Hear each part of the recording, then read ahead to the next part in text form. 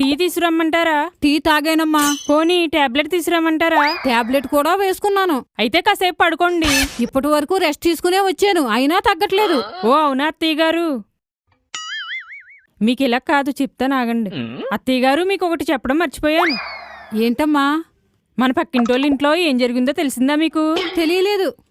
మీకు తెలియలేదా? అయితే మీరు ఖచ్చితంగా వినాలి అత్తయ్య గారు. ఆ? ఆ? ఆ? ఆ?